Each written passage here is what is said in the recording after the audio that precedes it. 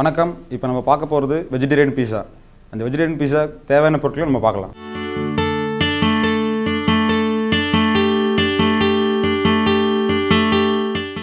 தோசை மாவு 500 கிராம், பச்சை குடைமிளகாய் 1 நம்பர், சிவப்பு குடைமிளகாய் 1 நம்பர், மஞ்சள் குடைமிளகாய் 1 நம்பர், நறுக்கிய தக்காளி 1 நம்பர், நறுக்கிய வெங்காயம் 1 நம்பர், சால்டட் சீஸ் தேவையான அளவு, ஆலிவ்ஸ் தேவையான அளவு, சமையல் எண்ணெய் தேவையான அளவு, சாப்டு பார்ஸ்லி தேவையான அளவு. தேவையான பொருட்களை பார்த்தாச்சு. இது எப்படி பண்ணுறதுன்னு நான் உங்களுக்கு ஓரளவு ஒரு தடவை சொல்லிடுறேன். தோசை பேட்டர் எடுத்துக்கிறோம். அதில் தோசை கல் ஆன் பண்ணிவிட்டு தோசை பேட்டர் போடுறோம். ஊத்தாப்பம் எப்படி பண்ணுறோமோ அந்த மாதிரி போட்டுட்டு அதுக்கு மேலே டாப்பிங் பார்த்தீங்கன்னா கலர் கேப்சிகம், குடமிளகாய், red capsicum, yellow capsicum, green capsicum அது போடுறோம். ஆனியன் டைஸ் கட் பண்ணி போடுறோம். டொமேட்டோ போடுறோம். ஆட் பண்ணிவிட்டு சீஸ் கடைசியாக சீஸ் கிரேட் பண்ணி போட்டு நம்ம 2 பக்கமும் நல்லா குக் பண்ணிவிட்டு பிஸா கட்டாலும் கட் பண்ணி சர்வ் பண்ணுவோம். இது எப்படி பண்ணுறதுன்னு நான் உங்களுக்கு காட்ட போகிறேன்.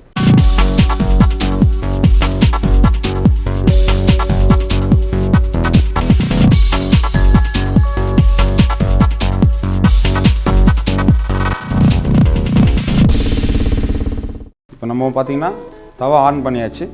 அது ஹீட் ஆகிட்டு இருக்குது. பிஸா நம்ம பார்த்தோம்னா வெளியிலேருந்து நம்ம பிஸா பேஸில் சீஸ் பிஸா, இட்டாலியன் பிஸா அந்த மாதிரி பிஸாவில் தான் பண்ணுவாங்க. நம்ம சவுத் இந்தியன் பிஸா வீட்டில் இருந்த மாதிரியே இருந்து வீட்டில் இருக்கிற இன்க்ரீடியண்ட்டே எடுத்து நம்மள பிஸா பண்ண போகிறோம். இந்த பிஸா எப்படி பண்ணுறது உங்களுக்கு காட்டுறேன். அவன் நல்லா சூடாகிடுச்சு.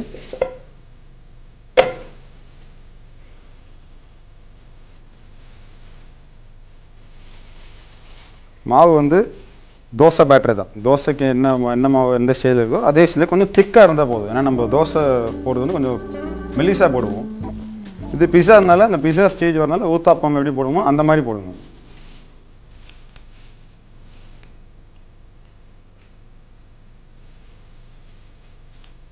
தோசை ஊற்றுற மாதிரி நம்ம எதுவும் ரவுண்ட் பண்ண வேணாம். நம்ம பிஸா ஸ்டேஜுக்கு வர மாதிரியே நம்ம அதை போடலாம்.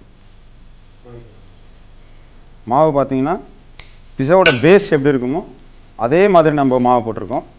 இப்போ இதுக்கு மேலே கட் பண்ண ஆனியன் போடுறோம். ரொம்ப சிம்பிளான டிஷ்ஷு.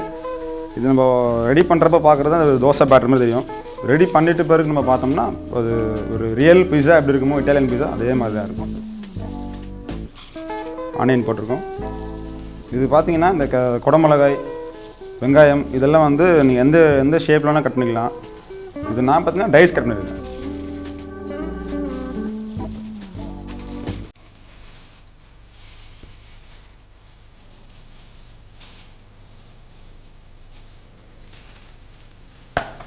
ஃபயர் லைட்டாக ஸ்லோவாக வச்சுக்கலாம்.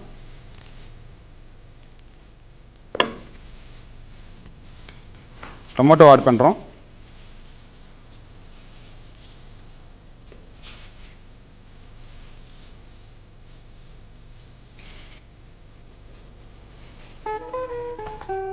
எல்லோ கேப்சிகம்,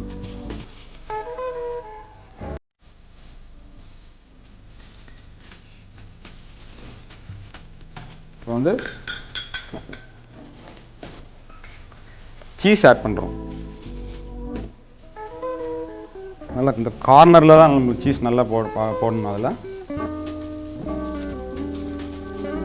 இப்போவே பார்த்தீங்கன்னா அது ரியலாக அந்த இட்டாலியன் பீஸா எப்படி இருக்குமோ அந்த ஸ்டேஜுக்கு வந்துடுச்சு. இது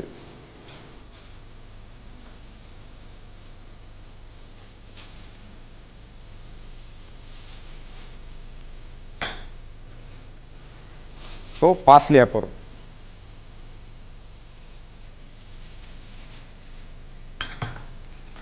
ஆலிவ்ஸ் ஆட் பண்ணுறோம். இப்போ பார்த்தீங்கன்னா இதில் வந்து நம்ம ரொம்ப அதிகமாக வெஜிடபிள் ஆட் பண்ணுறோம். Yellow capsicum, red capsicum, green capsicum. இது ஆட் பண்ணுற டைம் பார்த்தீங்கன்னா கொஞ்சம் டைம் எடுக்கும். அது நம்ம ஸ்லோ ஃபயரில் இருந்ததுன்னா நமக்கு கீழே அடியில் வந்து பிளாக் ஆகாது. நம்ம தோசையில் வந்து ஏன்னா அது கரெக்டான ஃபயருக்கு நம்ம ஆட் பண்ணுற இன்க்ரீடியண்ட்டுக்கும் கரெக்டாக மேட்ச் ஆகும் டைமிங். ஸோ ஆயில் அப்ளை பண்ணிக்கலாம்.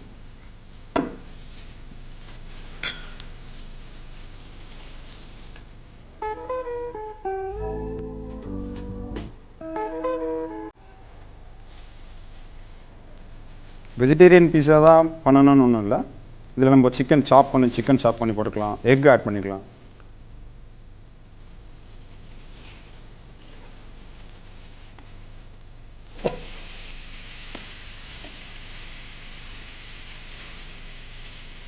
இப்போ பார்த்தீங்கன்னா நம்ம திருப்பி போட்டாச்சு.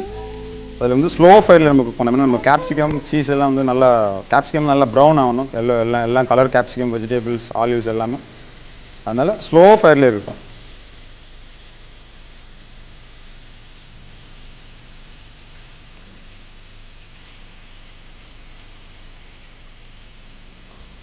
உடனே ரொம்ப குயிக்காக ரெடி பண்ணிடலாம் அந்த பிஸாவை.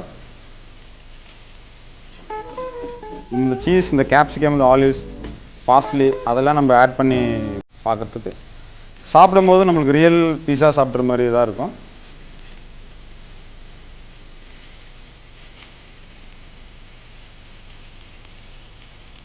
லைட்டாக ஆயில் ஆட் பண்ணிக்கலாம்.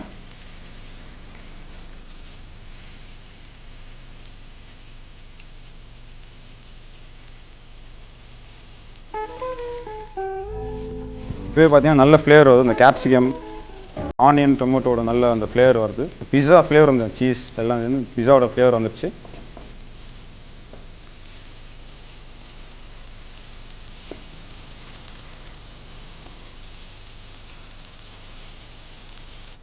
ரெடி ஆயிடுச்சு.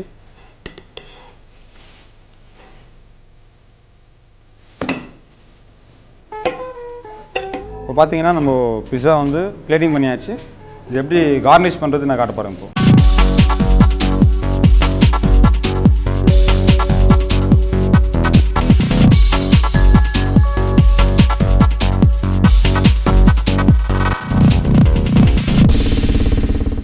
கார்னிஷ் பார்த்தீங்கன்னா நம்ம நிறைய வெஜிடபிள் வந்து நம்ம பிஸாவில் போடுறதுனால நம்ம அதிகமாக பிஸாவுக்கு கார்னிஷ் பண்ண தேவையில்ல. நம்ம பிளேட்டுக்கு கார்னிஷ் பண்ணாலே போதும். எல்லாம் வந்திருக்கு. இது வந்து எப்படின்னா இப்போது எந்த டைமுக்கு சாப்பிட்லாம், யாரெல்லாம் சாப்பிட்லான்னு நான் சொல்ல போகிறேன். இது பார்த்திங்கன்னா இந்த ரெகுலர் பீஸா பேஸ் வந்து பார்த்திங்கன்னா கொஞ்சம் ஹார்டாக இருக்கும். இது நம்ம தோசை பேட்டரில் பண்ணதால கொஞ்சம் சாஃப்டாக இருக்கும். அந்த பீஸா வந்து பெரியவங்கலேருந்து குழந்தைங்கலேருந்து எல்லாருமே சாப்பிட்லாம் அந்த பீஸாவை. இந்த பீஸாவில் வந்து நம்ம வெஜிடேரியன் பீஸா பண்ணலாம், நான்வெஜ் பீஸா பண்ணலாம், எந்த பீஸாவும் பண்ணலாம். நான் வந்து வெஜிடேரியன் பீஸா பண்ணியிருக்கேன். இது பார்த்திங்கன்னா ஒரு தோசை பேட்டரில் பண்ணுன்ற மாதிரி நம்மளுக்கு எதுவும் தெரியாது. பீஸா எக்ஸாக்ட் ஒரு இட்டாலியன் பீஸா என்னென்னலாம் நம்ம இன்க்ரீடியன்ட் ஆட் பண்ணுவோமோ அதே இந்த இன்க்ரீடியண்ட்டை நம்ம ஆட் பண்ணியிருக்கோம் தோசை பேட்டரில். அது பிஸா பேஸ். அவ்வளோ. இது வந்து டேஸ்ட் பண்ணி பார்த்துட்டு எனக்கு ஃபீட்பேக் சொல்லுங்கள்.